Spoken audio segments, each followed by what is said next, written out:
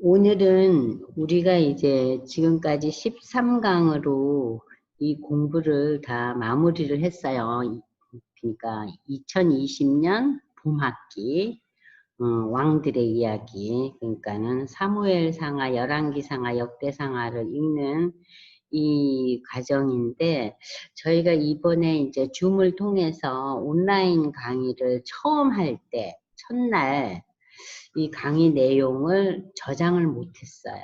그래서 13강까지 끝나고 난 뒤에 그 저장 못해서 저희가 이제 그 유튜브 동영상에 올리지를 못해서 이제 다 끝나고 난 뒤에 이제 이 1강을 다시 준비해가지고 이제 동영상을 올리려고 지금 하는 거예요. 그러니까 그렇게 아시고 지금 1강을 듣지 못했거나 또는 왜 1강에 대해서 궁금해하는 분들은 이제 1강을 요번 기회에 이제 여러분들이 유튜브 동영상에서 이제 들을 수 있으니까 그렇게 아시고 참고하시기 바랍니다. 기도하겠습니다. 하나님 감사합니다. 지난 3개월 동안 저희가 코로나19 사태로 인해서 교회에서 예배만 드리지 못하는 것이 아니라 또 이렇게 모여서 성경을 읽고 공부하는 그런 클래스들도 다 원활하게 오픈하기가 어려운 상황입니다. 그래서 우리가 이제 줌이라는 이 특별한 프로그램을 준비해서 각 가정에서 교우들이 성경 공부에 참여하는 그러한 프로그램을 이번 학기에 시도해 봤습니다. 그래서 많은 분들이 여기에 대해서 참여도 하시고 또 좋은 반응을 주심을 하나님께 또한 감사드리고, 오늘 이 시간에는 저희가 유튜브 동영상을 위해서 1강을 준비하는 시간입니다.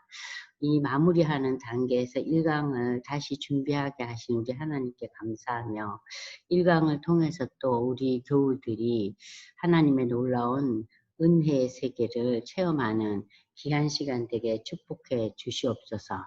함께하는 우리 홍 집사님에게도 늘 힘과 강건함을 부어 주시옵소서. 예수님의 이름으로 감사기도 드리옵나이다. 아멘. 자, 우리 이 강의에서 프린트를 제가 준비해서 이제 성도들이 그 프린트를 이제 그 프린트아웃 해가지고 다들 이제 받아 보실 수 있고, 그런데 그냥 이렇게 유튜브 동영상을 통해서만 보는 분들의 경우에는요, 이 화면에 제가 이제 그 프린트의 내용을 띄우니까 여러분들이 보실 수 있어요.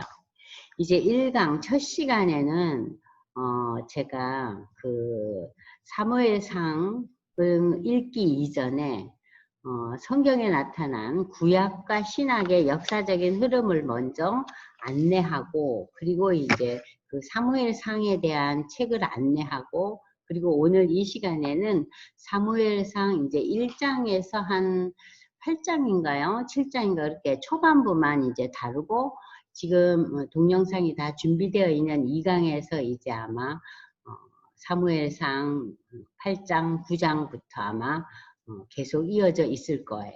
그렇게 아시고 오늘 이제 첫 강좌는 구약과 신약의 역사적인 흐름부터 여러분들하고 나눠보겠습니다. 자, 성경을 많이 읽고 또 강의도 들으시고 또 성경의 역사에 대해서 늘 이제 그 익숙한 분들은 그래도 이제 성경을 읽으면서 이게 어느 시대구나 하는 걸 아시지만, 그냥 보통 이제 우리가 신앙생활 하다 보면은 되게 이제 목사님들의 그 주일날 설교 말씀을 위주로 이제 신앙생활을 하다 보면은 구약과 신약의 역사적인 흐름을 많이 놓칠 수가 있어요. 그래서 여러분들이 이번 기회에 구약과 신약이 어떻게 역사적인 흐름 속에서 그 연대기를 여러분이 꼭 좀 아셨으면 싶습니다. 그래서 제가 이걸 준비했는데요. 제일 먼저 이제 큰 카테고리로 제가 분류를 했어요. 우리가 창세기에 나타난 하나님의 천지 창조와 인간의 타락, 그리고 노아의 홍수 사건, 노아의 홍수 사건으로 이 세상이 다 물에 잠기고 멸망하죠. 여러분들이 그런 이제 사건은 다 알아요. 그러면 노아의 홍수 이전과 이후에는 어떤 일들이 있었는가? 그걸 이제 이 프린트를 통해서 아실 수 있죠. 노아의 홍수가 일어나고 세상이 다 물바다가 되고 노아와 그의 가족만 이 세상에 남게 되잖아요. 그죠, 홍 집사님 아시죠? 자, 그래서 이 노아의 세 아들들이 이제 남긴 자손이 함과 셋과 야벳이잖아요. 자, 그들이 인류를 이제 퍼뜨리면서 번성해 나갔고 그 이후에 이제 창세기 11장에는 바벨탑 사건이 나와요. 바벨탑 사건은 어떤 사건입니까?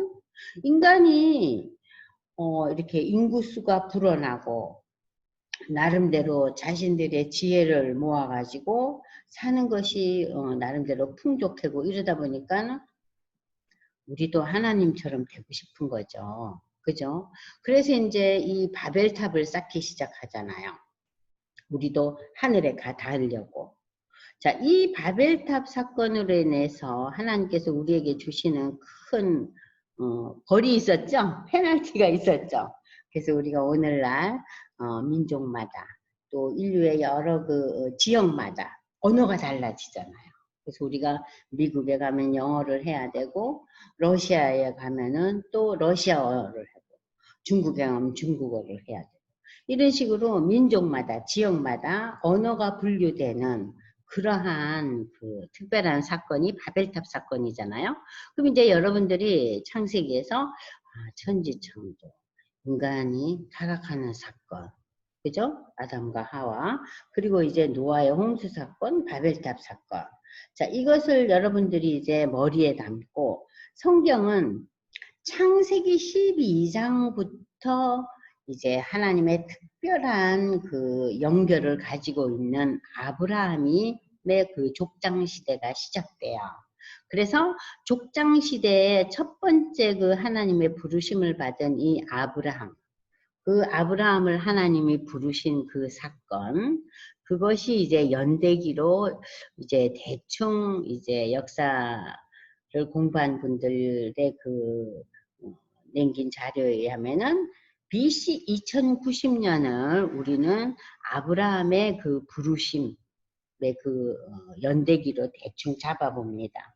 그러니까 여러분들이 아브라함 그러면은요, 뭐 만년, 2만년 전 사람이 아니라 지금부터 홍 집사님 아브라함이 몇 년 전 사람이에요. 기껏해야 4100년에서 4200년 전 사람이에요. 아시겠죠? 자, 그래서 이 아브라함의 부르심을 우리는 BC 2090년으로 잡습니다. 그래서 이 족장 시대를 아브라함과 이삭과 야곱으로 이어지잖아요. 자, 그런데 이 야곱의 시대 때 기근으로 인해서 야곱의 가족들이 애굽으로 내려가잖아요. 근데 애굽으로 내려가는데 애굽에 누가 먼저 가 있었어요? 요셉이 가 있었잖아요. 팔려가 있었죠. 그래서 이제 이 요셉이 이 애굽에 가서 다 준비가 되어 있어 갖고 이제 요셉이 정말 왕 다음에 지위를 갖는 그런 엄청난 사건을 우리가 창세기에서 만나잖아요. 자, 그러나 요셉을 알지 못하는 새로운 새로운 애굽 왕의 시대가 도래하자 이 히브리 민족들은 완전히 노예가 되고 말아요. 그래서 이 노예 생활이 거의 430년에 해당합니다. 430년 동안 이 히브리 민족들은 엄청난 고난의 여정을 갖게 되죠. 그것이 BC 1876년에서 BC 1446년. 그래서 하나님께서 모세를 부르시고 모세를 통해서 이제 이 민족을 이제 이 히브리 민족들을 출애굽시키는 노예 상태에서 이제 하나님의 백성의 그 상태로 바꿔주는 출애굽의 시대가 이제 시작되죠. 그래서 이 출애굽의 그 광야 시대가 40년이잖아요. 그럼 보세요. 노예 생활 430년, 광야 생활 40년, 근 500년을 이 히브리 민족들, 나중에 이제 유대 백성들이라고 우리가 이제 통칭하지만 이 민족들은요, 자신들의 문화와 문명이 없는 시대였잖아요. 노예 시대와 40년 광야 생활. 그러니까 참 엄청난 고난의 시대였는데 하나님의 부르심으로 모세가 저들을 애굽에서 이제 탈출시키고 저들이 이제 그 40년의 그 엄청난 고난의 삶 속에서 여호수아 장군을 통해서 이제 젖과 꿀이 흐르는 새로운 땅, 그죠? 가나안 땅으로 들어가잖아요. 그래서 이제 이 가나안 땅으로 들어가면서 저들에게 그러면은 밝고 희망찬 세대가 전개되었는가? 그렇지 않아요. 자, 저들은 이 가나안 땅에서 사사시대라는 또 다른 또 어려움의 시대를 갖게 됩니다. 왜 그랬을까요? 가나안이라는 그 젖과 꿀이 흐르는 그 지역을 하나님께서 들어갈 때 어떤 명령을 주셨냐면은 이스라엘 백성들이 오직 하나님만 섬기고 경배하게 하기 위해서 가나안에 있는 온갖 잡신들을 다 없애라 그랬어요. 우상을 없애고. 그리고 가나안에 있는 이방 민족들을 다 없애버리라 그랬어요. 그런데 남겨두죠. 그죠? 그러니까는 이 남겨둔 그 이방 민족들과 이방 민족들의 그 종교, 그들의 문화, 그들의 문명이 오히려 이 히브리 민족에게는 큰 고난의 짐이 되고 말아요. 그래서 성경은 가시와 올무가 됐다 그러잖아요. 그 시대를 우리는 사사시대라 그러는데 이 사사시대 350년 동안 저들이 그 가나안에 기존에 있던 그 땅에 있던 신들을 섬기고 거기 살고 있던 기존의 민족들과 교류하고 거기서 어려움이 오면은 이 백성들이 눈물을 흘리고 기도해요. 하나님 도와달라고. 우리는 여기서 어떻게 해야 될지 모르겠다고. 그럴 때마다 하나님께서 하나님의 일방적인 명령으로 보내준 자들이 사사예요. 그러니까 사사는 뭐 왕정하고는 전혀 달라요. 왕정은 왕위를 이어갔지만 사사는 필요한 시기 때마다 하나님께서 일방적으로 리더를 보내준 그 리더를 우리가 사사, 저지라고 그러죠. 사사 시대인데 이 시대가 350년이에요. 어떻게 보면은 이 유대민족들은 노예 생활 430년, 출애굽의 그 광야에서 40년, 사사시대 350년. 저들은 참 나름대로 힘들고 어려운 그러한 상황 속에서 거의 몇 년에게 그야말로 850년, 900년의 세월을 이런 시대를 보낸 거예요. 자, 그런 시대가 지나고 난 뒤에 마지막 시대 이제 사무엘 선지자가 이제 일어나고 이 사무엘 선지자 시대 때 이 백성들과 지도자들, 백성의 지도자들이 이 시대부터 이제 그 믿음의 장로들이 있었어요.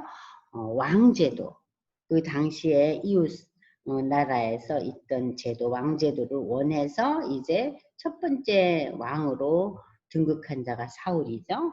그 사울이 이제 왕으로서 실패하고 하나님께서 이제 유다 가문에 다윗을 세우셔서 다윗이 왕이 되고 이제 명실공히 유다의 자손들이 유다의 계보들이 이스라엘 나라의 왕이 되는 거죠. 그래서 이제 다윗과 솔로몬, 그러나 솔로몬의 제약으로 인해서 솔로몬의 아들 르호보암 시대 때에 이제 남유다와 북이스라엘, 여로보암의 북이스라엘로 남과 북이 이제 분열됩니다.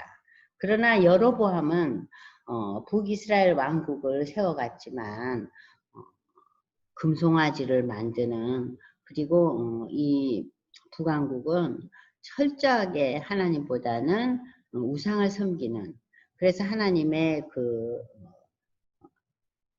심판에 의해서 멸망하죠. 아수르에 멸망합니다. BC 722년 바벨론 역시 하나님을 섬기기보다는 당시에 그 이방신과 여러 가지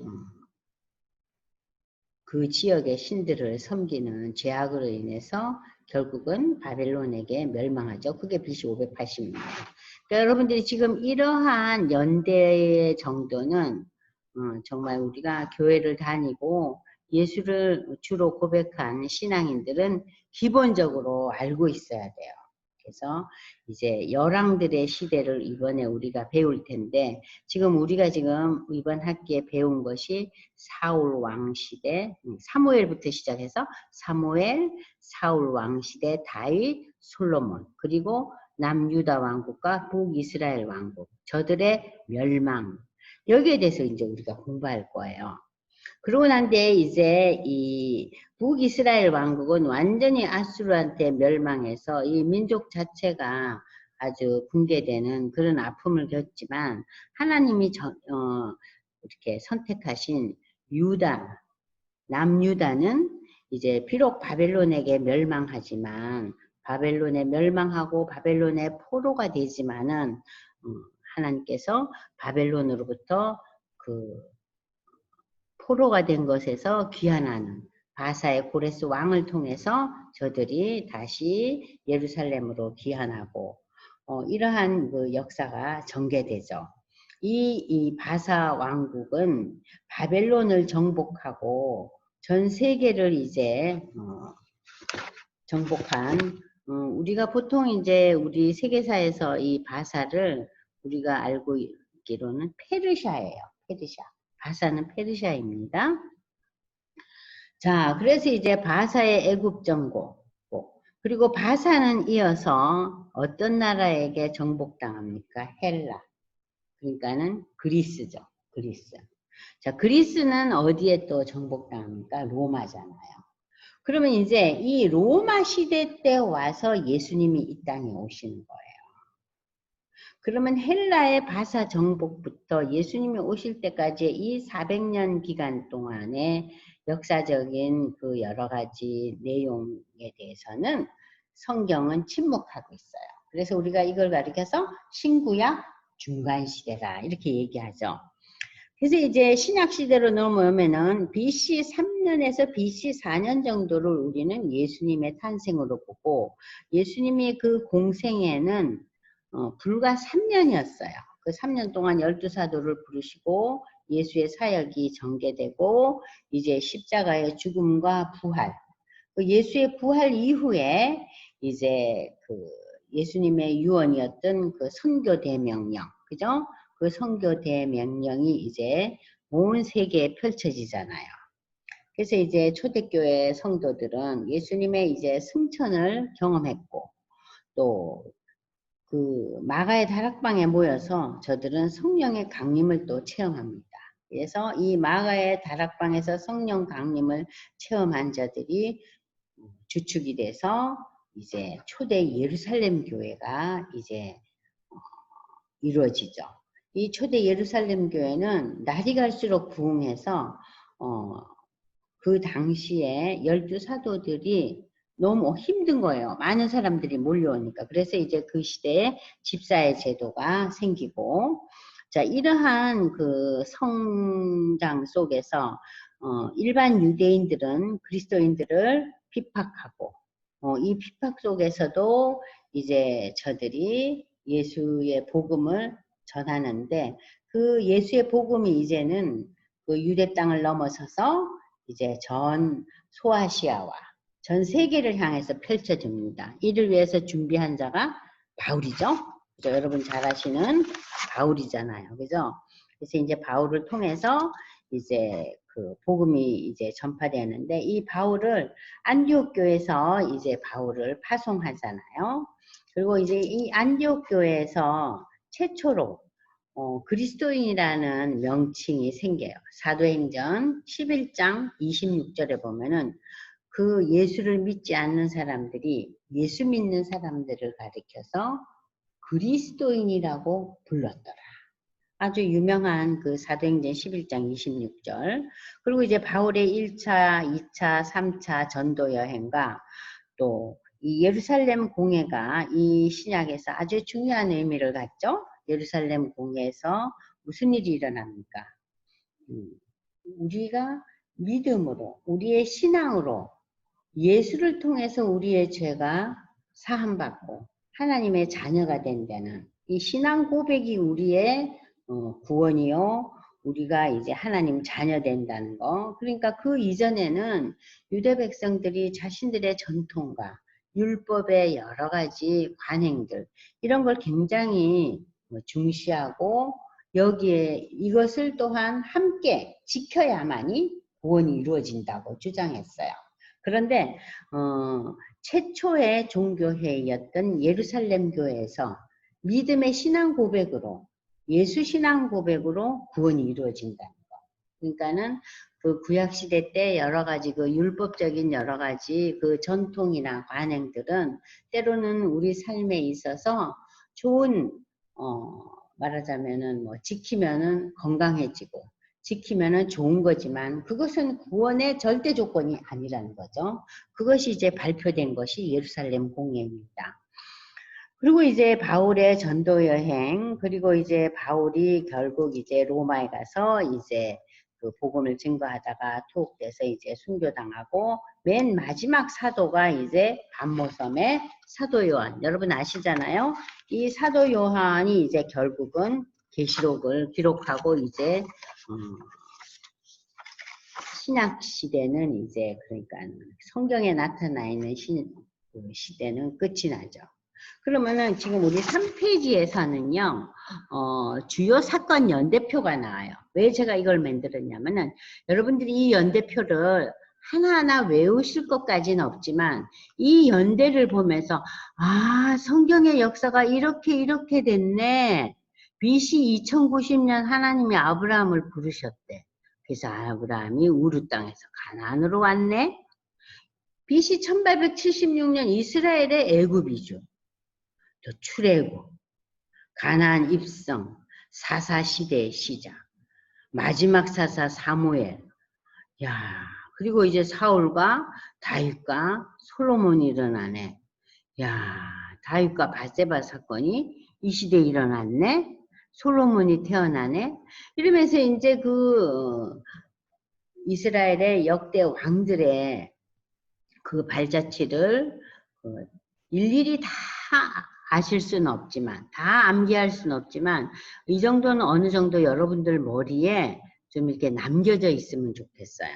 그래서 이제 우리가 성경을 읽어보면은 그 열왕기와 역대기 속에 나타나 있는 여러 왕들, 뭐 요시야 왕은 어떻고, 그 요시야 왕의 아들들이 마지막 이제 그 유다가 멸망할 때 저들이 바벨론 포로가 돼서 잡혀가고 죽임을 당하고 그러한 그 역사적인 내용들을 여러분이 꼭 알고 계셔야 됩니다. 그래서 결국 남유다 왕국이 BC 586년에 멸망하지만 그러나 하나님께서 특별한 인도하심과 회복하심으로 그 바벨론을 정복한 바사의 왕 고레스가 이제 포로기한을 칙령으로 이제 반포하잖아요. 그러나 포로기한뿐만 아니죠. 성전을 다시 재건하고 저들이 예루살렘 성벽을 수축하고 자 그리고 이제 여러분이 잘 아시는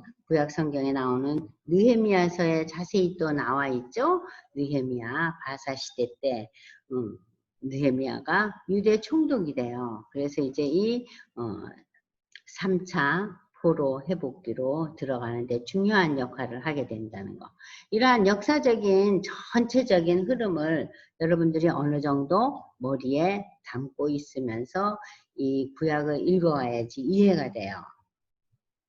자 그러면은 지금 첫 시간인데 왕들의 이야기 우리가 첫 주에는 사무엘상을 읽을 거예요. 자 이스라엘과 유다 왕들의 이야기가 담겨져 있는 책이 사무엘상하와 열왕기상하와 역대상하예요. 자 그러면 사무엘상하라는 책은 어떤 기록인가? 자 여기 보십시오. 4페이지. 이스라엘의 왕이 없으므로 사람이 각각 그 소견에 옳은 대로 행한 시대의 막을 내리는, 이스라엘에 왕이 없으므로 사람이 각각 그 소견에 옳은 대로 행한 시대는 다른 말로 표현하면 사사시대죠. 자, 사사시대의 막을 내리는 마지막 사사 사무엘의 출생에서부터 사무엘서는 시작된다. 사무엘상은 사사시대에서 왕정시대로 전환되는 내용을 다루면서 이스라엘의 초대왕 사울의 죽음으로 끝난다. 뒤이어 사무엘하는 사울 왕가의 몰락 이후 등장하는 우리에게 친숙한 다윗의 시대를 기록하고 있다. 사무엘 상하 전체를 통해서 이스라엘 역사상 가장 위대한 왕 다윗의 왕국도 인간의 재성으로 인해서 실패하고, 그럼에도 하나님은 그 다윗을 향한 심판의 와중에서도 다윗의 생애를 인도하시고 또한 축복하십니다. 결국 이 세상에서는 완전한 평화와 행복을 얻을 수 있고, 오직 다윗의 후손으로 오실 왕이신 메시아 예수 그리스도가 세우신 나라만이 영원히 우리를 통치하시고 다스릴 분이심을 우리는 사무엘 상하를 통해서 또한 알게 됩니다. 이야, 인간 왕들의 세계는 정말 완벽함이 없구나. 문제도 많고 죄도 많고, 아, 하나님만이 왕이구나 하는 걸 여러분들이 이제 이 사무엘 상하와 열왕기 상하와 역대 상하를 읽으면서 하나님이 왕이시구나. 그래서 저희가 이제 그 유명한 찬양 중에 예수 우리 왕이니 그 부르잖아요. 그러니까 예수가 왕이라는 거예요. 자, 그러면 4페이지 밑에 사무엘 상을 읽으면서 아브라함과 이삭과 야곱의 족장 시대를 거쳐 모세와 여호수아와 사사들을 통한 신정 체제에서, 그러니까 지금까지 이 이스라엘 백성들은 신정 국가였잖아요. 그래서 신정 체제에서 이제 사무엘 시대 때 와서 왕정 체제로 전환되는 그 길목에 사무엘상 첫 장이 1장이 이 사무엘의 출생으로 시작됩니다. 그래서 그 사무엘의 출생으로 시작해서 사울왕의 사망까지 이르는 이스라엘의 초기에 대한 이야기가 사무엘 상이에요. 자, 이스라엘의 초대왕 사울의 실패 속에서 하나님은 다윗을 새로운 왕으로 예비해 놓으시죠. 그래서 이제 그 사무엘 하에 가면은 다윗의 얘기가 나옵니다. 끊임없는 위기의 상황 속에서도 다윗은 하나님의 도우심으로 왕권을 이어받고 사울에게 복수하기보다는 끝까지 관대한 태도를 고수해 나갑니다. 그는 다른 사람을 위해서 자신을 기꺼이 헌신하는 삶의 모습을 사울과 그의 아들 요나단과의 관계 속에서 우리에게 이제 알려주고 있죠. 이제 성경에 이 내용들이 다 있습니다. 이제 우리가 앞으로 읽을 지난번에 다 읽었던 것을 제가 이제 첫 시간을 지금 얘기하니까 돌아보면서 지금 여러분들한테 설명하게 되네요. 이 사무엘 상하의 그 저자는 누구인가?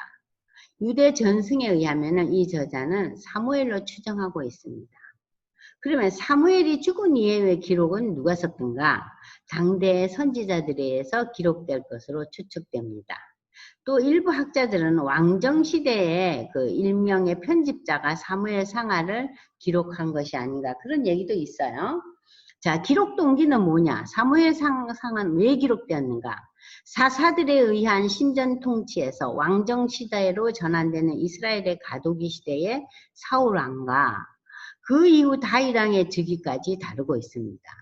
특히 사무엘 상은 비록 외형적으로 신정 체제가 왕정 체제로 전환되었다고는 하지만 역사를 주관하시는 하나님의 주권과 다스림을 보여주기 위해서 기록되었습니다.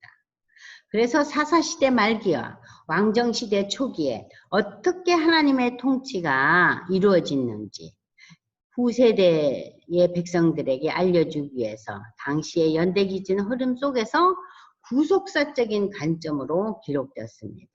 더 나아가 오늘을 사는 우리 성도들에게는 사울의 기름 부음과 통치, 하나님으로부터의 버림받는 실패의 삶과 궁지 속에서도 결국 왕권의 교체를 이루고 참 왕이 되는 다윗 왕의 그 고난과 시련의 삶, 이러한 여러 가지를 이제 우리가 읽어가면서 하나님의 통치와 섭리가 참 이렇게 펼쳐지고 있구나 하는 것을 우리에게 이제 가르쳐주고 있죠. 자, 첫 번째 우리가 다룰 내용은 사무엘의 세 직분. 자, 선지자 사무엘. 사무엘은 선지자였지만 사무엘은 또 마지막 사사였어요. 13명의 사사, 350년 동안의 사사 시대 동안 13명의 사사에서 마지막 사사가 사무엘이에요. 사무엘은 우리가 조금 이따 읽겠지만 어머니의 기도로 출생했고 젖을 뗀 이후에 하나님 앞에 드려진 사람이에요. 그는 유년 시절에 이미 하나님의 소명을 받았고 이 혼돈스러운 사사시대에서 왕국시대로 넘어가는 시기에 제사장과 선지자와 또 사사로서 하나님의 말씀을 전하고 다스린 참 위대한 이스라엘의 지도자였죠. 그럼 우리가 예수님은 어떤 지도자였는가? 예수님께서는요, 선지자의 역할도 하시고 몸으로 제사를 드린 제사장이었잖아요. 그죠? 그렇지만 이 예수님은 왕으로 오셨어요. 그래서 예수님이 돌아가실 때 십자가에 예수의 제명이 뭐였죠? 유대인의 왕이잖아요. 그러니까 예수 그리스도의 그 직분은 선지자요, 제사장이요, 왕입니다. 자, 그러나 이 사무엘이 말년에 가서 자신의 아들들을 이스라엘 사사로 삶음으로 인해서 그 생애에 큰 오점을 남깁니다. 사무엘의 아들들은 아버지와 달리 뇌물을 취하고 판결을 잘못되게 하고 사사라의 역사를 수행치 못합니다. 무엇보다도 사사란 하나님께서 일방적으로 선택하시고 부르시고 임명하시는데 사사 사무엘이 자신의 아들을 사사로 임명했다는 것은 이것이 하나님의 법에 완전히 위배되는 상황이었죠. 자, 그래서 이 사무엘은 새 직분을 받은 참 이스라엘의 초대 왕정으로 가는 이 시대에 참 너무나 많은 역할을 한 정말 그러한 선지자요 또 사사였지만 제사장이었지만 말년에 가서 이렇게 큰 실수를 하는 그러한 인물이었습니다. 그럼 우리 사무엘상의 내용 전개를 볼까요? 보면은 이 마지막 사사 사무엘이 1장에서 7장까지는 여러분들 보십시오. 1장에서 이제 7장까지는요. 이제 사무엘의 출생과 사무엘의 사역, 또 8장에서부터 이제 14장은 사울왕의 통치. 그러니까 사울왕의 통치에 대해서는 그렇게 많은 분량을 할애하고 있지 않아요. 짧죠. 그리고 이제 15장에서 31장까지 이제 다윗이 어떻게 세워졌는가 하는 그 내용이 나타나 있습니다. 그럼 이제 오늘 우리가 1장에서 8장까지 사무엘의 출생의 그 소명과 사역 그리고 그 왕정 제도에 대해서 이 첫 번째 시간에 이제 공부를 하고 이미 이제 그 동영상으로 유튜브에 올라가 있는 2강부터가 아마 그 초대왕 사울의 통치 그러니까 사무엘상 9장 이후부터 역대기 마지막까지는 여러분들이 다 이제 이미 다 만났죠. 그죠? 자, 그러면 이제 오늘 우리는 1장에서부터 8장을 이제 공부하려고 합니다. 자, 먼저 그러면은 여러분들이 1장에서 이제 펼쳐보시면 사무엘상 이제 1장을 펼쳐보시면 사무엘상 1장은 1장, 2장, 3장, 4장, 5장은 여러분들이 평소에 많은 목사님들이 설교로 이 본문들을 많이 쓰시기 때문에 여러분들에게 굉장히 익숙해요. 그래서 그 1장에 보면은 이제 에브라임 족속의 어느 가정의 이야기가 소개됩니다. 그 가정이 누구네 가정이냐면은 한나라는 여인의 가정이죠. 이 한나는 자녀가 없었어요. 남편의 사랑은 지극히 받았지만 그는 임신을 하지 못했습니다. 참 그래서 이 한나는 이 부분에 대해서 아주 아픔이 많았죠. 이 남편 엘가나가 1장 5절을 보세요. 한나에게 야 내가 너한테 갑절을 준다 그랬어요. 무엇이나 제사를 드리고 난 제물의 분깃을 아내 분린나 또 다른 부인 분린나와 분린나가 난 자녀들에게는 일부 주지만 이 한나에게는 2배를 줬어요. 그리고 이것은 내가 그를 사랑함이라. 한나를 너무나 깊이 사랑했어요. 그런데 5절 후반부에 그러나 여호와께서 그에게 임신을 못하게 하셨다. 여호와께서 그에게 임신하지 못하게 하심으로 그의 적수인 또 다른 부인인 분린나가 그를 심히 격분하게 하고 괴롭게 하더라. 업신여긴 거죠. 아무리 남편의 사랑을 많이 받았지만 너는 자식을 하나도 못 낳지 않냐. 여기에 대해서 엄청난 그 상처를 입고 한나가 기도를 합니다. 이 한나의 그 통곡하는 기도의 얘기가 10절에 나오죠. 한나가 마음이 괴로워서 하나님께 기도하고 이제 서원의 기도를 하는 거예요. 하나님 내게 아들을 주시면은 내가 평생에 그를 여호와께 드리고 삭도를 그리 삭도를 머리에 대지 않는다는 것은 하나님께 바쳐진 사람들에 대한 설명이거든요. 그러니까 하나님께 드리겠다. 자식을 저에게 주시면 그 자식을 제가 키우고 제 아들로서 성장하는 모습을 내가 관여하며 키우는 것이 아니라 하나님께 드리겠다는 거예요. 자, 이러한 한나의 기도에 대해서 하나님께서 이제 응답하시잖아요.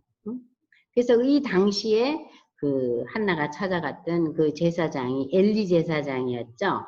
그래서 엘리 제사장이 17절, 18절 홍 집사님 한번 읽어보세요. 엘리가 대답하여 이르되 평안히 가라. 이스라엘의 하나님이 내가 기도하여 구한 것을 허락하시기를 원하노라 하니 이르되 당신의 여종이 당신께 은혜 있기를 원하나이다 하고 가서 먹고 얼굴에 다시는 근심 빛이 없더라. 네. 자, 18절에서 이미 성경은 우리에게 무엇을 암시하고 있어요? 근심빛이 없더라. 네, 아들을 낳는다는 확신을 가진 거죠. 그래서 이제 19절부터 이제 28절에 이르면은 이제 그 한나가 이제 자녀를 낳아가지고 이 자녀가 사무엘이죠. 이 아기를 젖을 뗀 이후에는 그 제사장한테 데려다 놓는 거예요. 그러면서 여호와께 드리는 거예요. 그리고 그 이제 2장에 한나의 유명한 기도문. 이 한나의 기도문은 2장 1절에서부터 이제 10절까지인데 이 내용이 너무 아름다워요. 신약에서 우리가 여러분들 기억하시잖아요. 마리아의 찬양. 그죠? 예수님을 이제 잉태하고 난 뒤에 이 마리아의 찬양 기억하시죠? 이 마리아의 찬양과 한나의 찬양은 참 다 아름다운 찬양들이에요. 그러니까는 하나님이 특별한 계획 속에서 주신 아들들이잖아요. 그죠? 한나의 기도나 이 마리아의 기도나 다 이게 찬양의 기도인데 여기 보시면은 2장 1절에서 10절까지 한번 너무나 내용이 아름답기 때문에 이제 홍 집사님 읽어보시겠습니다. 시작. 한나가 기도하여 이르되 내 마음이 여호와로 말미암아 즐거워하며 내 뿔이 여호와로 말미암아 높아졌으며 내 입이 내 원수들을 향하여 크게 열렸으니 이는 내가 주의 구원으로 말미암아 기뻐함이니이다. 여호와와 같이 거룩하신 이가 없으시니 이는 주밖에 다른 이가 없고 우리 하나님 같은 반석도 없으심이니이다. 심히 교만한 말을 다시 하지 말 것이며 오만한 말을 너희의 입에서 내지 말지어다. 여호와는 지식의 하나님이시다. 행동을 달아보시느니라. 용사의 활은 꺾이고 넘어진 자는 힘으로 띠를 띠리다.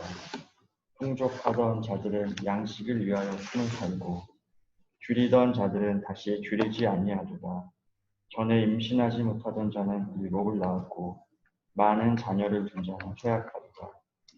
여호와는 죽이기도 하시고 살리기도 하시며 스올에 내리게도 하시고 거기에서 올리기도 하시는도다.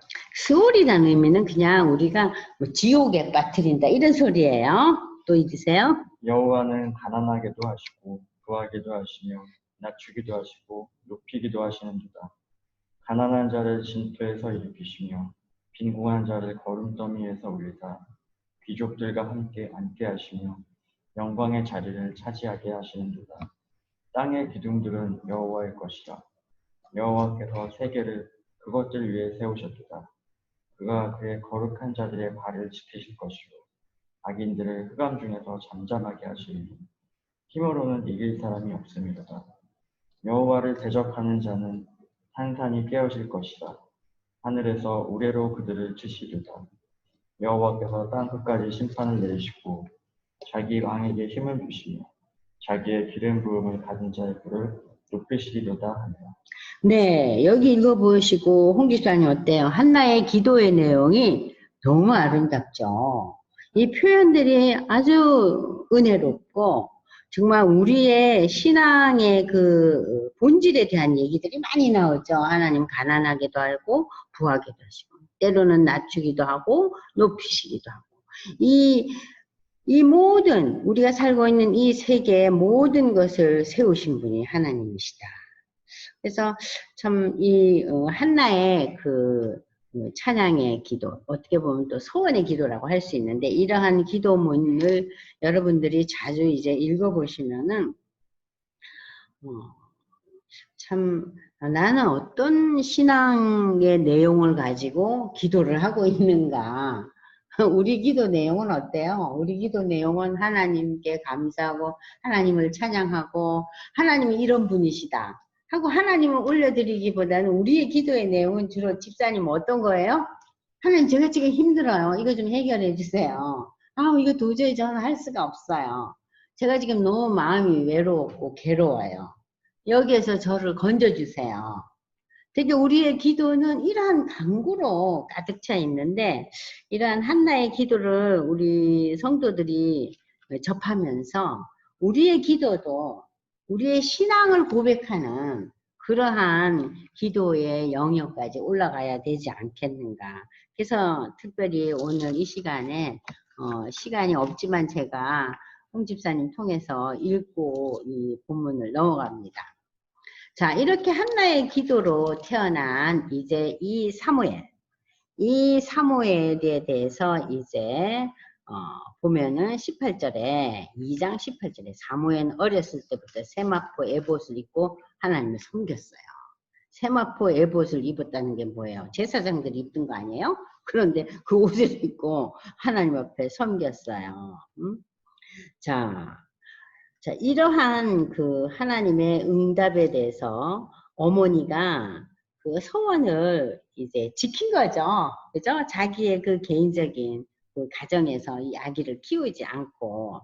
그래서, 하나님께서는 이 한나를 어떻게 축복하시냐면 21절 보시면은 한나를 돌보시사 그로 하여금 임신하여 아니 사무엘 말고 또 세 아들과 두 딸을 낳게 하셨고 아이 사무엘은 여호와 앞에서 자라니라. 그러니까 이제 한나가 사무엘을 낳고 난 뒤에 이 아기를 하나님께 드리잖아요. 그래서 제사장 엘리 제사장한테 가서 살잖아요. 이 사무엘이. 그러니까 하나님께서 한나가 이렇게 참 자기가 약속했던 것을 지킨다는 게 쉽지 않았을 텐데 지키는구나. 그래서 아들 셋과 딸 둘을 또 주셨어요. 엄청난 축복을 주셨잖아요. 자, 이렇게 해서 우리는 2장에서 한나의 찬양과 함께 이제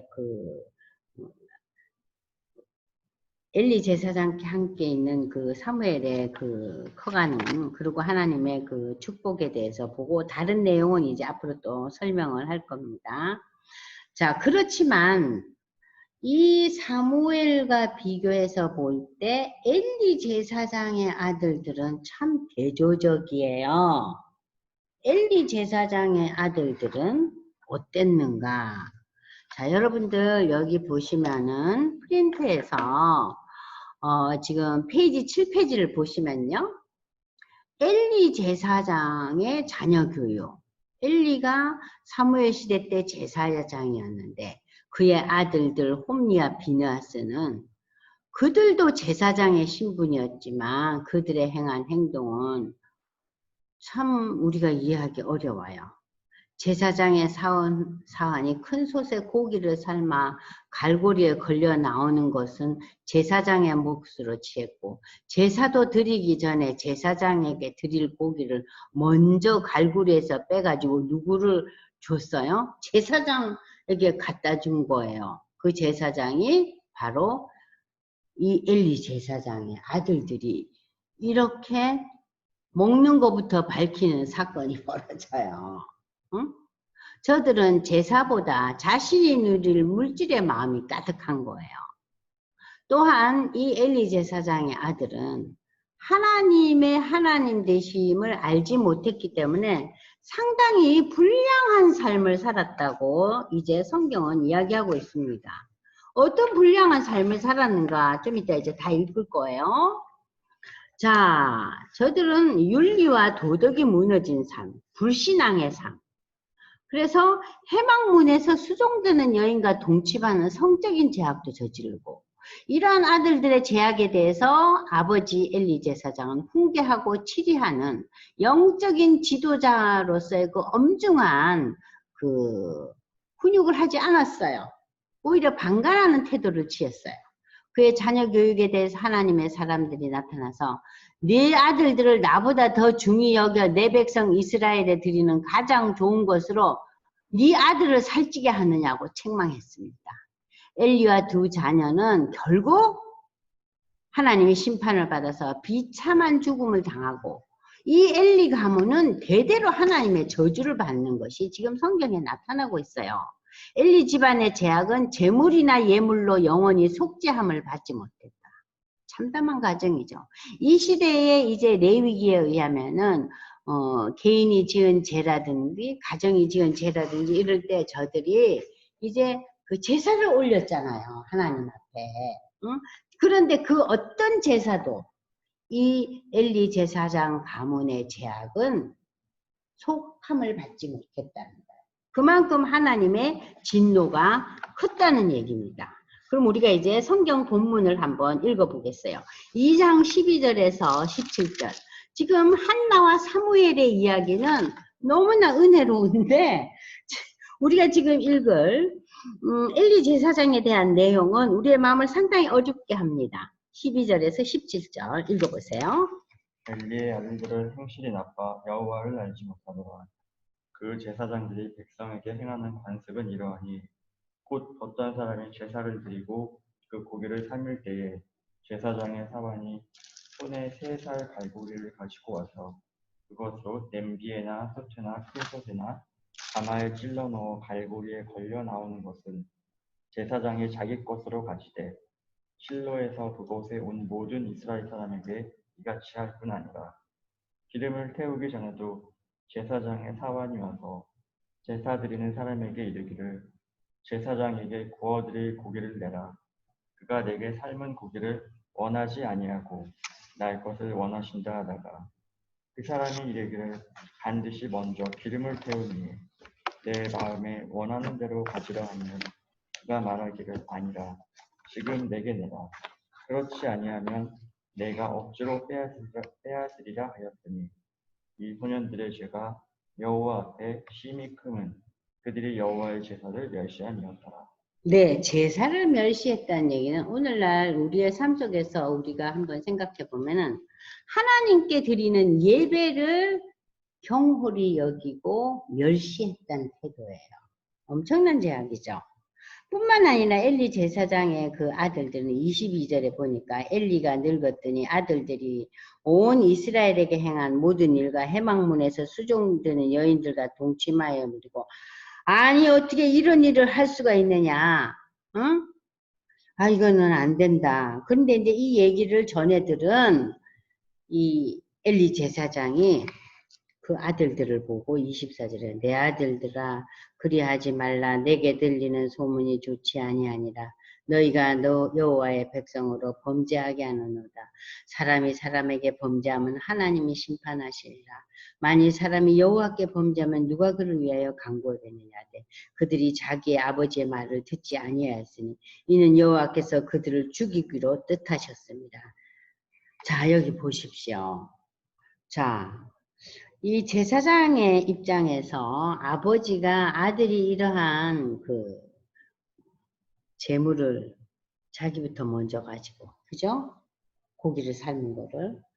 자, 뿐만 아니라 수종드는 여인들과 동침하는 이러한 죄악을 저지르는데 아버지의 지금 훈육하는 교육의 태도가 어때요? 너무 약하죠? 그죠? 아이, 그게 안 좋다. 그래, 하지 마라. 이 정도인 거예요. 예? 야, 이거 먹으면 몸에 안 좋으니까 이거보다는 몸에 좋은 이걸 먹어야 된단다. 이런 식으로 훈육을 한 거예요. 이게 지금 간단하고 단순한 일이에요. 그러니까 엘리 제사장의 그 자녀 교육의 그 태도가 어때요? 너무 우리가 보기에는 이건 아니다 싶은 거죠. 그렇잖아요? 자, 그래서 이제 이 엘리 제사장의 집에 하나님의 저주가 내립니다. 자, 그래서 27절에서 36절까지 읽어보면은요, 한번 집사님 읽어보세요. 하나님의 사람이 엘리에게 와서 그에게 이르되 여호와의 말씀에 너희 조상의 집이 애굽에서 가루의 집에 속하였을 때 내가 그들에게 나타나지 아니하였느냐. 이스라엘 모든 지파 중에서 내가 그를 택하여 내 제사장으로 삼아 그가 내 제단에 올라 분향하며 내 앞에서 에봇을 입게 하지 아니하였느냐. 이스라엘 자손이 드리는 모든 화제를 내가 내 조상의 집에 주지 아니하였느냐. 너희는 어찌하여 내가 내 처에서 명령한 내 재물과 예물을 밟으며 내 아들들을 나보다 더 중히 여겨 내 백성 이스라엘이 드리는 가장 좋은 것으로 너희들을 살찌게 하느냐. 그러므로 이스라엘의 하나님 나 여호와가 말하노라. 내가 전에 내 집과 내 조상의 집이 내 앞에 영원히 행하리라 하였으나 이제 나 여호와가 말하노니 결단코 그렇게 하지 아니하리라. 나를 존중히 여기는 자를 내가 존중히 여기고 나를 멸시하는 자를 내가 경멸하리라. 보라, 내가 내 팔과 내 조상의 지파를 끊어 이 집에 노인이 하나도 없게 하는 날이 이를지라. 이스라엘에게 모든 복을 내리는 중에 너는 내 처소에 환란을 볼 것이요 내 집에 영원토록 노인이 없을 것이며 내 제단에서 내가 끊어버리지 아니할 내 사람이 내 눈을 세전하게 하고 내 마음을 슬프게 할 것이요 내 집에서 출산되는 모든 자가 젊어서 죽으리라. 내 두 아들 홈리와 비느하스가 한날에 죽으리니 그 둘이 당할 그 일이 내게 표징이 되리라. 내가 나를 위하여 충실한 제사장을 일으키리니 그 사람은 내 마음 내 뜻대로 행할 것이라. 내가 그를 위하여 견고한 집을 세우리니 그가 나의 기름 부음을 받은 자 앞에서 영구히 행하리라.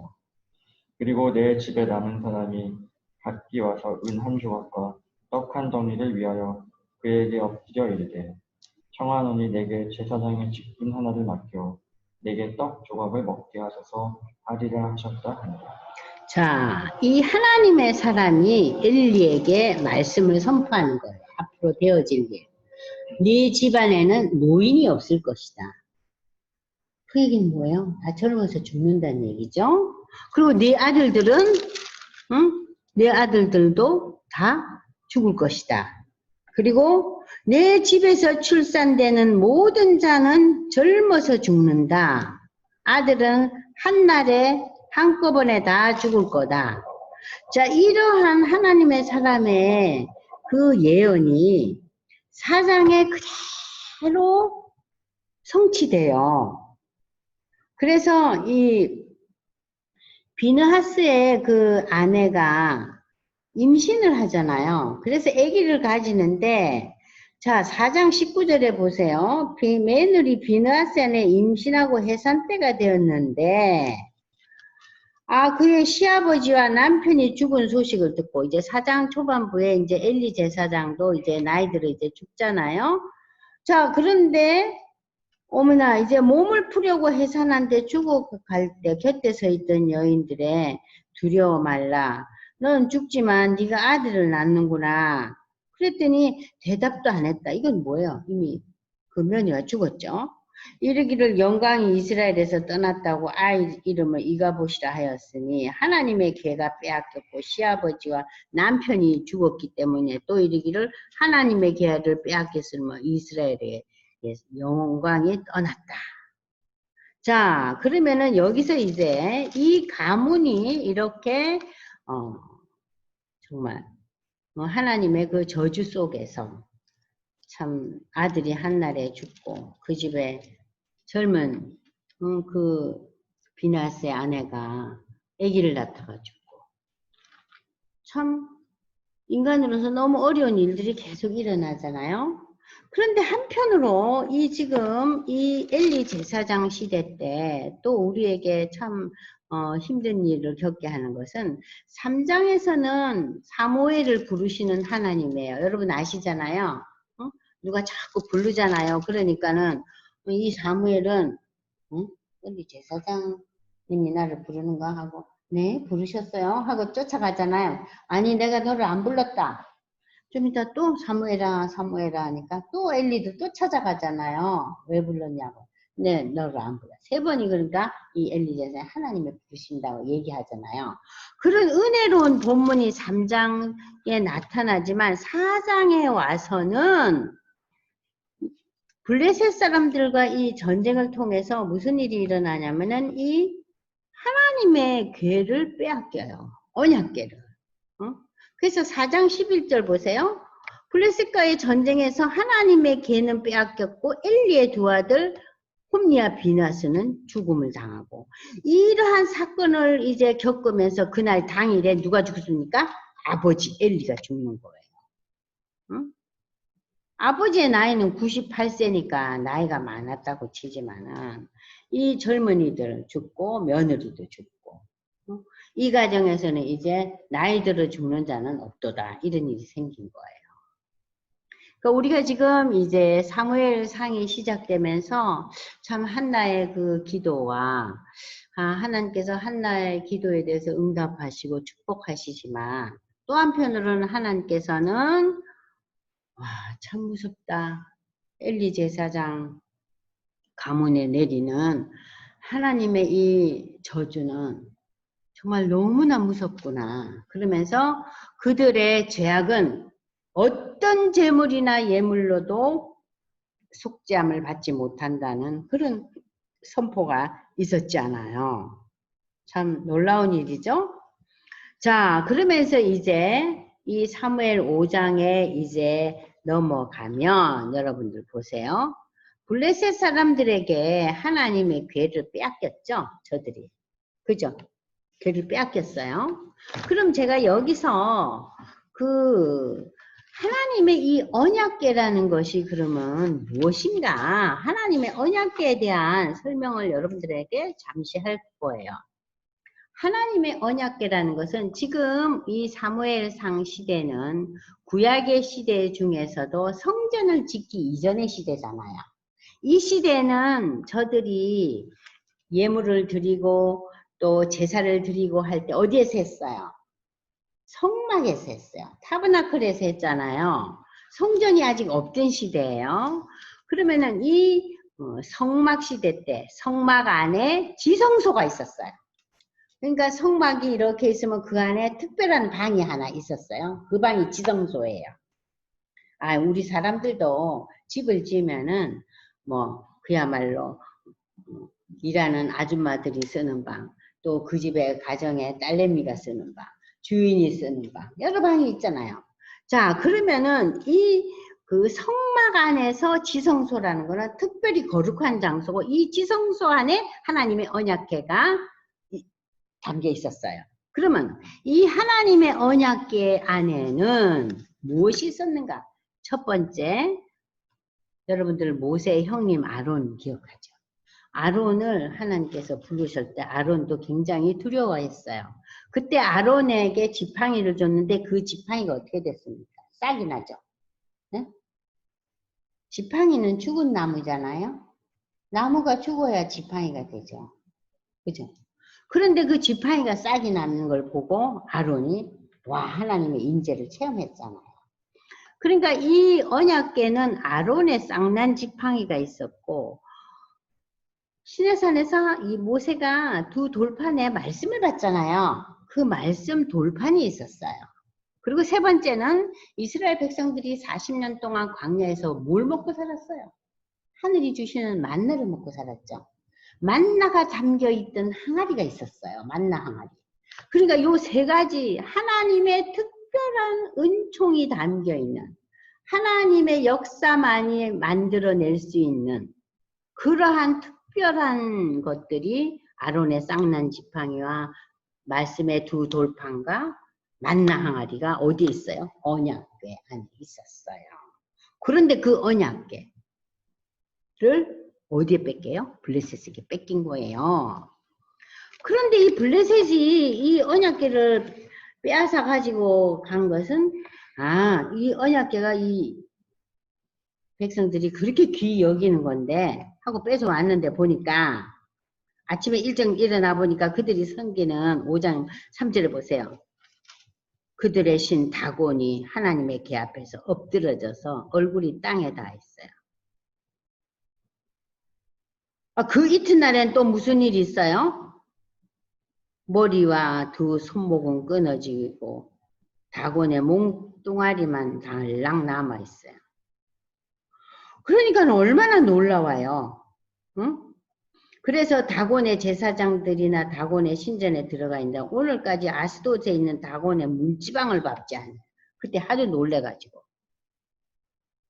뿐만 아니라 이 하나님의 궤를 가져갔더니 하나님의 손이 아스돗 사람에게 임해서 독한 종기재앙. 우리가 지금 코로나19라는 엄청난 그 전염병으로 온 세계가 고통받고 있잖아요. 이 시기에 독한 종기가 재앙으로 와서 온 사람들을 종기로 죽게 하고 힘들게 하는 거예요. 그러니까는 이스라엘 신의 궤를 우리가 이거 우리와 함께 안 있을란다. 이거 데려가라. 무서워 죽겠네. 너무나 무서워하는 거예요.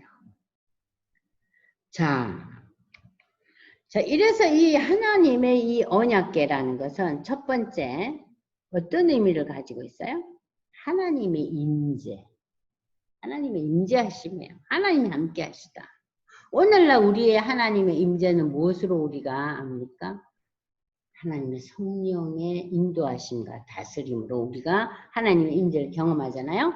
이 시대 사람들은 이 하나님의 임재를 이 시대에는 언약궤를 통해서 저들이 경험하고 이 하나님의 언약궤가 이스라엘 백성들의 초기 그 시대에 저들이 전쟁에서 이기기도 하고 여리고 성을 함락하기도 하고 요단강을 건너가기도 하고 뿐만 아니라 저들이 40년 광야 생활에서 이동했죠.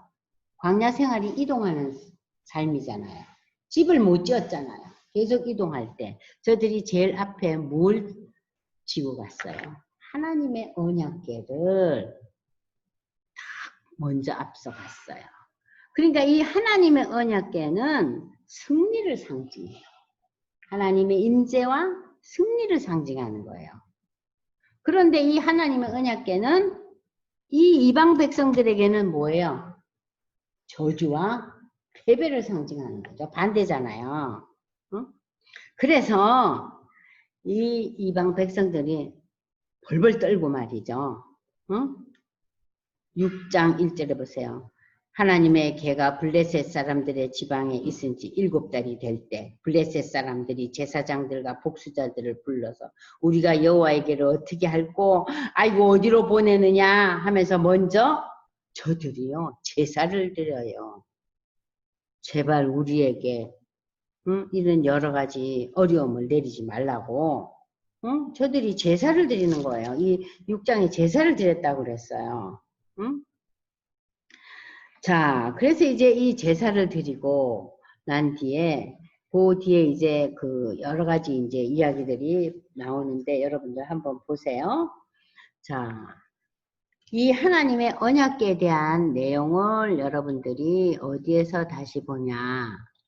자, 프린트에서 보시면 이게 8페이지예요. 언약궤의 기한과 그 의미. 블레셋은 언약궤를 전리품으로 여기고 이를 빼앗아갑니다. 전리품으로 생각하고. 이에 대해 하나님은 블레셋을 하며 재앙을 내리셨잖아요. 거듭되는 재앙을 통해 저들은 하나님은 온 우주를 다스리는 분임을 알게 됐고 결국 언약궤는 이스라엘에 돌려보냅니고 저들은 하나님 앞에 속지 않는 마음으로 제물까지 올려드립니다. 이스라엘의 범죄로 인해 블레셋에게 언약궤를 빼앗기지만 하나님께서는 하나님의 임재를 상징하는 언약궤를 이방인들의 손 아래 있음을 허락지 않으십니다. 7개월 동안 지금 이방인들에게 있었다 그랬죠? 하나님의 놀라운 능력에 의해 결국 언약궤는 이스라엘 영내로 다시 돌아오는데 이 하나님의 언약궤의 기한은 결국 무엇을 의미하는가? 첫 번째, 하나님은 하나님의 영광을 결코 빼앗기지 아니하신다. 스스로 보호하신다. 그랬어요. 그 다음에 하나님 앞에서 온갖 우상들은 무력한 존재. 그 신전에 있던 그 우상 신들이 어떻게 됐다 그래요? 몽뚱아리만 남고 머리가 깨지고 난리가 났잖아요. 하나님은 언약궤를 빼앗아간 대적자들을 심판하셔서 거기에 독종 종기가 일어났죠. 하나님의 구속 역사는 인간의 뜻과 지혜를 넘어서서 하나님의 뜻대로 하심을 역사 안에서 이러한 언약궤의 기한을 통해서 우리에게 보여주고 있어요. 그래서 오늘 우리가 이제 시간이 많지 않아서 제가 이것을 일일이 다 보지는 못했지만 여러분들이 언약궤의 기한에 대해서 6장을 자세히 한번 읽어보세요. 하나님의 언약궤가 어떻게 기랏 여하림으로 돌아오는가. 그래서 이 돌아온 이 언약궤를 통해서 이제 이스라엘 백성들에게 참 이제 준비가 되어 가는 거예요. 이스라엘 백성들이 사사기를 끝내고 이제 새로운 시대로 넘어가는 중요한 그 전환점이 뭐예요? 언약궤가 돌아오고 이 백성들이 언약궤의 귀함을 이제 저들이 알게 됩니다. 그리고 이제 여러분들이 볼 것은 이제 7장에서 사무엘이 온 이스라엘 족속에게 이방 신들과 아스타롯을 너희 중에서 제거하고 이 이방 신들 아스타롯은 딱 가나안의 그 토착민들이 섬기던 신들 아니에요? 오직 하나님만을 섬기라. 그러면 너희를 블레셋 사람에게서 건지리라. 이에 이스라엘 자손이 바알과 아스타롯을 제거하고 여호와만을 섬기고. 자, 5절부터 집사님이 한번 읽어보십시오. 시작. 사무엘이 이르되 온 이스라엘은 미스바로 모이라. 내가 너희를 위하여 여호와께 기도하리라 하매 그들이 미스바에 모여 물을 길어 여호와 앞에 붓고 그날 종일 금식하고 거기에서 이르되 우리가 여호와께 범죄하였나이다 하니라. 사무엘이 미스바에서 이스라엘 자손을 다스리니라. 이스라엘 자손이 미스바에 모였다 함을 블레셋 사람들이 듣고 그들의 방백들이 이스라엘을 치러 올라온지라. 이스라엘 자손들이 듣고 블레셋 사람들을 두려워하여 이스라엘 자손이 사무엘에게 이르되 당신은 우리를 위하여 우리 하나님 여호와께 쉬지 말고 부르짖어 우리를 블레셋 사람들의 손에서 구원하시게 하소서 하니 사무엘이 젖먹는 어린 양 하나를 가져다가 온전한 번제를 여호와께 드리고 이스라엘을 위하여 여호와께 부르짖음에 여호와께서 응답하셨더라. 사무엘이 번제를 드릴 때 블레셋 사람이 이스라엘과 싸우려고 가까이 오매 그날에 여호와께서 블레셋 사람에게 큰 우레를 갈아여 그들을 어지럽게 하시니 그들이 이스라엘 앞에 패한지라. 이스라엘 사람들이 미스바에서 나가서 블레셋 사람들을 추격하여 벳갓 아래에 이르기까지 쳤더라. 사무엘이 돌을 취하여 미스바와 센 사이에 세워 이르되 여호와께서 여기까지 우리를 도우셨다 하고 그 이름을 에벤에셀이라 하니라. 이에 블레셋 사람들이 굴복하여 다시는 이스라엘 지역 안에 들어오지 못하였으며 여호와의 손이 사무엘이 사는 날 동안에 블레셋 사람을 막으시며. 네, 거기까지 보시면요. 지금 7장에서 제가 지금 이제 그 홍집사님 읽은 이 7장 3절에서부터 지금 17절까지의 이 내용이 많은 이제 우리가 설교를 통해서 좀 여러분들 들은 적이 있을 거예요. 여기 보시면 첫 번째 중요한 개념은 미스바의 모이라 그랬죠. 이 토착진들, 이 가나안 지역의 사람들이 섬기던 그 신을 다 내려놓고 하나님만을 섬기라 그러잖아요. 그러면서 이 사무엘이 뭐라 그럽니까? 미스바에 모여서 금식으로 기도하죠. 그래서 요즘 우리가 이제 무슨 집회를 할 때 보면 미스바 금식 기도라는 얘기 집사님 들어보셨죠? 그게 바로 여기 본문에서 나온 얘기예요. 금식하며 기도하자. 오직 하나님만을 바라보자. 그래서 금식하며 기도하는 미스바의 기도. 그래서 이제 우리가 미스바 기도하면은 뭘 생각합니까? 오직 하나님만 바라보자. 뭘 하면서까지? 금식하면서까지. 그러니까 아주 전심으로 기도하는 그러한 운동이 이제 이 이스라엘 백성들 사이에 있고, 이 기도를 통해서 지금 하나님께서 어떠한 축복을 내리셨어요? 이제 저들이 이제 부르짖을 때 이 사무엘을 통해서 이제 예물을 드리잖아요. 제물을 드릴 때 블레셋 사람에게 하나님께서 무엇을 바랬어요? 우레를 바래서 저들이 이스라엘 사람들한테 지고 말아요. 그런데 블레셋 사람들은 호전적인 민족으로서 전쟁에 결코 이 이스라엘 백성들한테 지거나 밀려나는 그런 백성들이 아니에요. 굉장히 호전적이고 무기가 준비된 민족들인데 지금 하나님께서 이스라엘의 군인들을 통해서 저들을 이기게 하는 게 아니죠. 하나님의 일방적인 방법, 무엇이 하늘에서부터 내려와요. 우레가. 그래갖고 이 블레셋 군사들이 너무 정신을 잃고 놀래가지고 이 전쟁에서 우왕좌왕 하다가 결국 이 전쟁에서 승리하잖아요. 다시는 이 시대에 블레셋 사람들이 이 이스라엘 민족을 민족의 지역에 와가지고 다시는 침입하거나 저들을 괴롭히지 못했다는 얘기예요. 그때 여기에 나오는 이야기가 여러분이 잘 아시는 하나님은 어떤 하나님이냐? 우리를 도우시는 에베네셀의 하나님이다. 그래서 에베네셀의 의미가 뭐냐면요. 도우시는 하나님. 여호와 이레 하면 우리가 뭘로 알고 있죠? 준비하시는 하나님. 그죠? 여호와 라파 하나님이라 그러면은 우리를 질병에서 고치시는 하나님. 그럼 여기서 이 에베네셀의 하나님은 뭐예요? 우리의 도움을 주시는 하나님. 자, 그래서 우리가 이제 이 7장을 제가 읽어봤어요. 자, 8장에까지 오늘 할 텐데 사무엘이 늙음에 무슨 일을 저질러요? 아들을 이스라엘 사사로 삼았어요. 이게 이제 화근 덩어리인 거예요. 그랬더니 장로들, 이스라엘의 지도자들이 5절에 보세요. 당신은 늙고 당신 아들들은 당신처럼 그런 행위를 따르지 않고, 그런데도 쟤들이 지금 사사로 우리나라를 다스리고 있으니 우리도 이웃처럼 왕제도를 합시다. 이러고 말하자면 들고 일어나는 거예요. 그러니까는 이 사무엘은 하나님 앞에 기도하면서 하나님 이럴 수가 있습니까? 이거 안 되는 일 아닙니까? 응? 하나님이 왕이신데 응? 어떻게 이렇게 할 수가 있습니까? 자, 그때 이제 하나님께서 저들에게 왕제도를 인정해 주셔요. 왕제도를 인정해 주세요. 그러면은 이 왕제도를 인정해 주시는 하나님의 마음은 어떤 마음이었어요? 첫째로 사무엘의 제약에 대해서 하나님이 마음이 많이 상하신 거죠. 아니 왜 아들을 사사로 세웠을까? 그죠? 자, 그러면 이스라엘에게 있어서 왕제도란 무엇인가? 그것이 이미 신명기 17장 14절에서 20절에 나오고 있어요.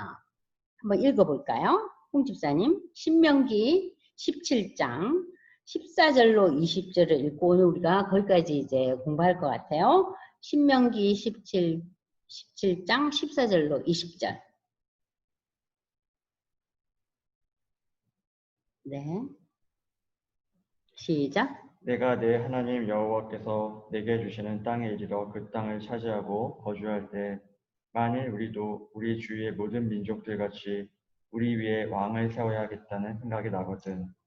반드시 내 하나님 여호와께서 택하신 자를 내 위에 왕으로 세울 것이며 내 위에 왕을 세우려면 내 형제 중에서 한 사람을 할 것이요 내 형제 아닌 타국인을 내 위에 세우지 말 것이며 그는 병마를 많이 두지 말 것이요 병마를 많이 얻으려고 그 백성을 애굽으로 돌아가게 하지 말 것이니 이는 여호와께서 너희에게 이르시기를 너희가 이후에는 그 길로 다시 돌아가지 말 것이라 하셨음이며 그에게 아내를 많이 두어 그의 마음이 미혹되게 하지 말 것이며 자기를 위하여 은금을 많이 쌓지 말 것입니다. 그가 왕위에 오르거든 이 율법서의 등사본을 레위 사람 제사장 앞에서 책에 기록하여 평생에 자기 옆에 두고 읽어 그의 하나님 여호와 경외하기를 배우며 이 율법의 모든 말과 이 규례를 지켜 행할 것이다. 그리하면 그의 마음이 그의 형제 위에 교만하지 아니하고 이 명령에서 떠나 좌로나 우로나 치우치지 아니하리니 이스라엘 중에서 그와 그 자손이 왕위에 있는 날이 장구하리라. 네. 지금 이 사무엘 이 시대는 이미 400년 전에 모세 율법에 의해서 왕이 어때야 된다 하는 것을 신명기 지금 이 17장은 모세의 설교문이잖아요. 그죠?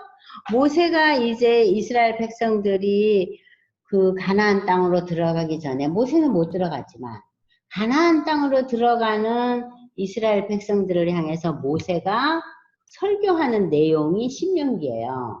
그런데 그 설교 내용 중에 왕정제도에 대한 이야기가 나옵니다.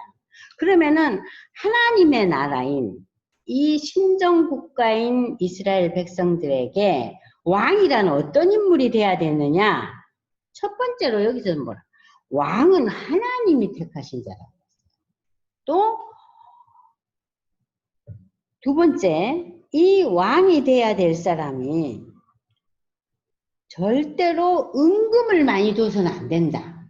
재산이 많고 재산을 많이 불리려 그러고 그야말로 물질에 눈이 어두워지는 그런 사람은 왕이 돼서는 안 된다는 거예요. 또 세 번째 무슨 얘기가 있습니까? 병마를 많이 두지 말라.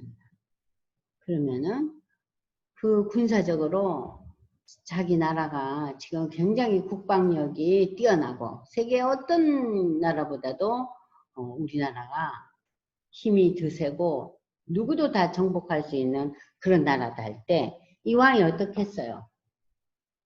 본인이 하나님이죠. 그러니까 병마가 너무 풍족해가지고 자신이 우쭐대고 자신이 하나님이냐 설쳐되는 그런 자는 왕이 돼서는 안 된다. 그러니까 왕은 병마도 지나치게 많아서는 안 된다. 또 왕은 어때요? 아내를 많이 두지 말라. 개인적인 향락의 삶을 살아서는 안 된다는 얘기예요. 그래서 일찍이 자, 지금 이 사무엘상 시대부터 400년 전에 하나님께서는 모세의 입을 통해서 왕에 대한 기준을 만들어 놓으셨어요. 근데 집사님 어때요? 요 기준을 보니까 역사상 어느 왕도 해당이 안 되네요. 그죠? 그래서 결론은 뭐예요? 인간은 하나님 앞에 왕이 될 수 없는 존재들이에요. 여기서 요구하는 이 조건에 해당되는 왕이 지금 인류 역사상 한 사람이라도 있었어요? 거기 플러스 또 마지막에 무슨 얘기를 해요? 왕은 하나님의 말씀과 율법을 지켜야 합니다. 한 사람도 해당 안 되죠? 그죠? 자, 그래서 우리는 지금 이제 8장까지 사무엘상 8장까지 읽고 또 마지막으로 이제 사무엘 8장 1절에서 9절에서 참고가 되는 우리 프린트 7페이지에 보면은 사무엘의 자녀 교육을 다시 한번 여러분들하고 마무리를 하고자 합니다. 사사시대가 막을 내리고 왕정시대가 이제 시작되는 이 시기에 이제 하나님의 선지자요, 하나님의 사사였던 그 사무엘이 나이가 들자 실수를 저지르죠. 아들을 이제 사사로 삼았어요. 사무엘의 삶에서 일생일대 대실수를 한 거죠. 사사시대에서 한 시대에 두 사람을 사사로 세운 적이 없어요. 다 한 사람인데 두 아들을 사사로 또 새겼어요. 두 아들들은 부친의 뒤를 잇지 않고 자신의 이익을 따라서 뇌물을 취하고 판결을 굽게 하였다. 이런 상황 속에서 장로들이 무엇을 원합니까? 왕정제도를 원한 거예요. 그러니까 사무엘의 그 실수로 인해서 백성들의 마음이 어디로 마음이 굳혔어요? 이방 백성들과 이방 제도에 대해서 마음이 옮겨간 거예요. 이 나라는 하나님이 왕인데, 응? 그래서 이 지도자가 문제를 일으키고 큰 실수를 할 경우에 이 나라에 얼마나 큰 문제를 일으키고 이 나라의 역사에 참 큰 어려움을 겪게 하는 거죠. 당신은 늙고 아들들은 아버지의 행위를 따르지 아니하니 우리도 열방처럼 왕을 다스리소서. 응? 자, 이렇게 엘리 제사장과 사무엘은 자녀 교육에 있어서 정말 실수 정도가 아니죠. 완전히 큰 가오를 저지르고 말아요. 그래서 오늘날 우리가 그러니까는 사무엘의 그 자녀 교육과 엘리 제사장의 자녀 교육을 통해서 우리가 알아야 될 게 뭡니까? 부모의 그 건전한 신앙의 태도가 자녀들에게 본이 되고 우리도 하나님 중심의 삶을 살아야 된다. 자녀가 가진 게 하나인데 10가진 사람이 할 수 있는 일을 하게 하면은 얼마나 그 자녀에게도 문제가 되고 그 자녀가 엮어져 있는 상대방들에게도 어려움을 주겠어요. 그죠? 그쵸? 그러니까 이제 우리 오늘 이제 이 시간에 우리가 여기까지 이제 공부를 한 거예요. 그러면은 지금 이제 여러분들이 이 강의서부터는 이제 사무엘 9장에서부터 이제 이어질 거예요.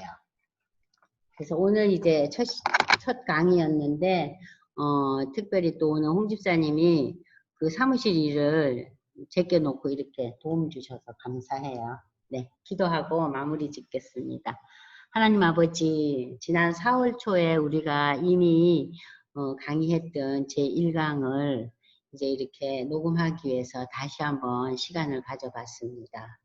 오늘 저희가 공부하고 읽은 이 내용들이 앞으로 이제 2강에서 13강까지 이어질 유대나라의 열왕들의 이야기에 기초가 되고 또 귀한 걸음의 역할을 할 수 있는 내용이 될 수 있도록 하나님 축복하여 주시옵소서.